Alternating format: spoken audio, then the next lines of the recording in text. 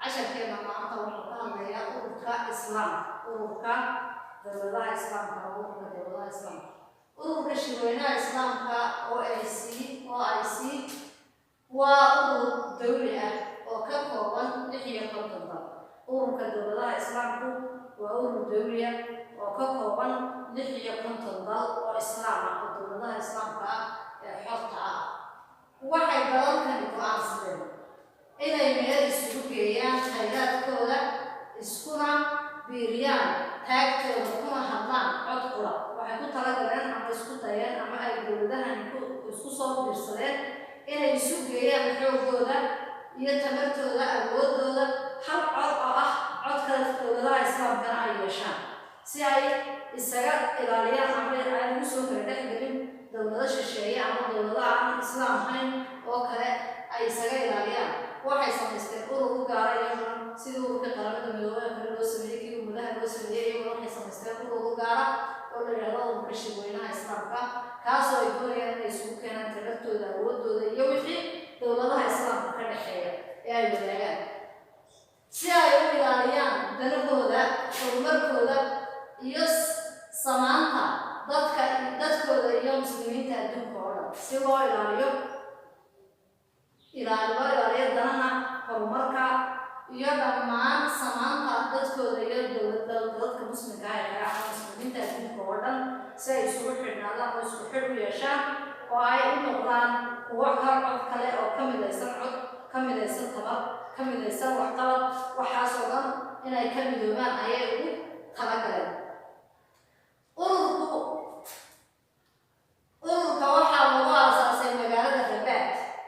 Rabat ee dalka Morocco waxaa lagu aasaasay magaalada Rabat ee dalka Morocco 25 Sebtembar 1969 waxaa la aasaasay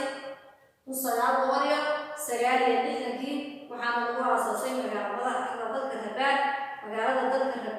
dalka Morocco magaaladiisa Rabat ayaa lagu aasaasay markaas oo lagu qabtay shirweynihii ugu horreeyay ee hogaamiyayaasha dunida islaamka waxaa lagu qabtay markaa shirkii ugu horreeyay ee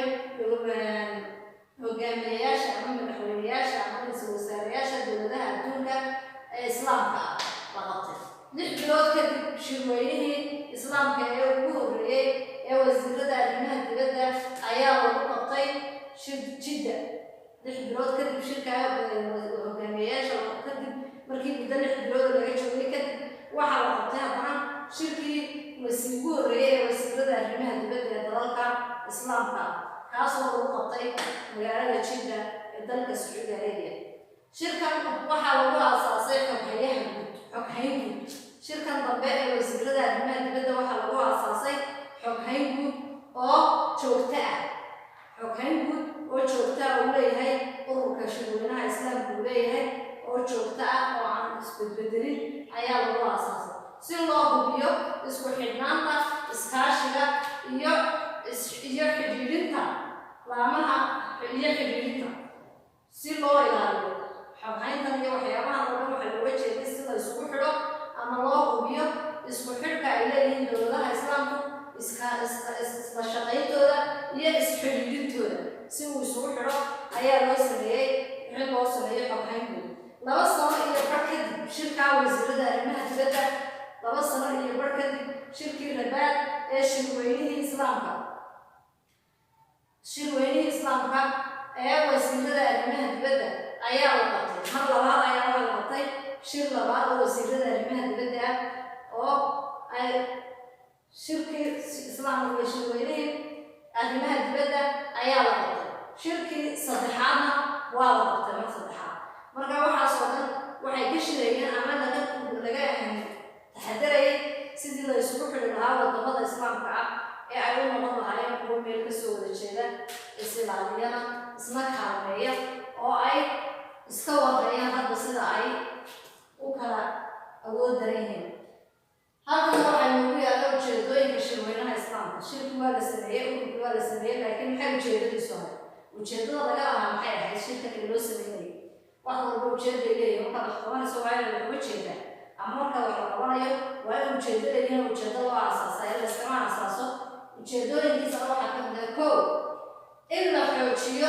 midnimada islaamka ee dalalka xubnaha ka ah dhexdooda in la xoojiyo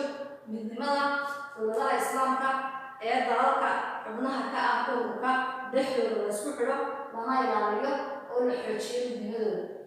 laba in la xoojiyo iskaashiga siyaasadeed, dhaqaale, bulsho, dhaqan iyo goobaha cilmiga. in la xoojiyo iskaashiga siyaasadeed ee dhaqaalaha, bulshada, dhaqanka iyo goobaha cilmiga. intaas oo dhan in la xoojiyo sidii loo midayn lahaa ama wax looga qaban lahaa ama loo horumarin lahaa. saddex in la xoojiyo halganka ay wadaan dhammaan muslimiinta si ay u dhowraan sharaftooda, madaxbannaanidooda iyo xuquuqda qarannimo. in la xoojiyo wadamada halganka ay wadaan, wadamada halgamaya ee weli aan xorta ahayn ama wadamada weli dhibaatooyinku ka jiraan, halganka ay wadaan ee muslimiin si loo ilaaliyo sharaftooda, ay u ilaashadaan sharafta muslimiinta, ay u ilaaliyaan madaxbannaanidooda, ay u ilaaliyaan xuquuqda qarannimadooda ay leedahay ay u ilaaliyaan. qodobka afraad in la isku xidho waxqabadyada si loo ilaaliyo goobaha barakaysan. in la isku xidho waxqabadyada, waxqabadka dalka kale, waxqabadyadaas oo dhan in la isku soo wada xidho si loo ilaaliyo goobaha barakaysan ee islaamka. qodobka xiga in la isku xidho oo lagu taageero halganka dalalka aan gaadhin madaxbannaanida. in la isku xidho oo la taageero halganka dalalka aan weli madaxbannaanihin, in kuwaana la caawiyo oo iyagana isku xidh loo sameeyaan xag dhaqaalaha noqota ama xag kale waxa noqotee oo dabadeetana iyagana la gacan qabto. qodobka inoogu xiga in loo hawlgalo si loo tirtiro midab kala sooca iyo isir gumaysi noocyadiisa oo dhan. in loo hawlgalo sidii loo tirtiri lahaa ama meesha looga saari lahaa midabta koor ama midab kala sooca, isir gumaysi iyo noocyadiisa oo dhan. wixii ka hadlaaya midabta koor, isir gumaysi iyo waxyaabahaas oo dhan sidii meesha looga saari lahaa ayaa iyadana ka mid ah ujeedooyinkii ururkani lahaa. qodobka inoogu sii xiga in loo hawlgalo si loo abuuro jawi ku habboon sare u qaadida iskaashiga iyo isfahamka ka dhexeeya dalalka xubnaha ka ah iyo dalalka kale. in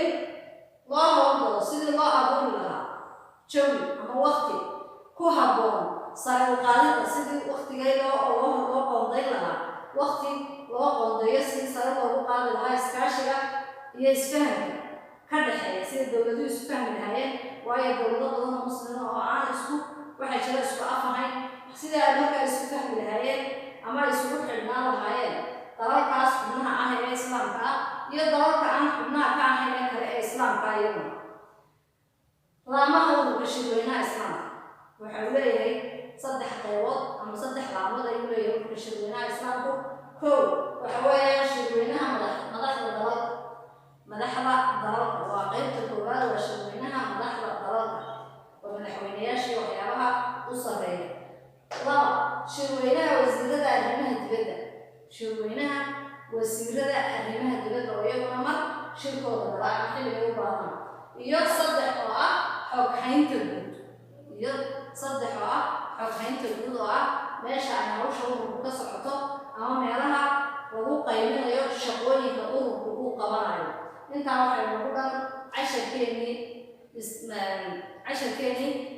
ururka shirweynaha islaamka ayaa intaa nooga arday maalin walba cashar baa laidin soo dhigaa ama cashar baa la soo geliyaa. in yar ayaa eegta ama in yar ayaa akrida, intiina kalena ma garanaya waxa aad qabataan, balse waxaad ogaataan in imtixaanka inuu sidaa lagu sugayo oo qof waliba uu imtixaan ka dambeeyo. xilligii imtixaankuna uu iskaba soo dhow yahay. ha u malaynana haddii isku lagu soo noqday waxbarasho dambe iyo iskuulo dambe loo soo noqonaya hadda wixii ka dambeeyo wixii la qabtaaba waa imtixaankii oo loo soo diyaargaroobo. marka waa inaad arday casharada sidooda usoo eegtaan ama akridaan, ogaataanna inay waxa idinka dambeeya yihiin casharada laydin diray ee aynan suuqiina free u noqonin, suuqiina la gelin, idinkoo ilaalinaya caafimaadkiina iyo ka hortagga cudurka faraha ba'an مقدرات سوق صوري تام لها صوت مرتان يا وقف الكل بيسيء عبادة سيء بيسوي كذا والسلام عليكم ورحمة الله وبركاته. انت عشان تنقل انت خصوصا وقلنا في صدر في صدر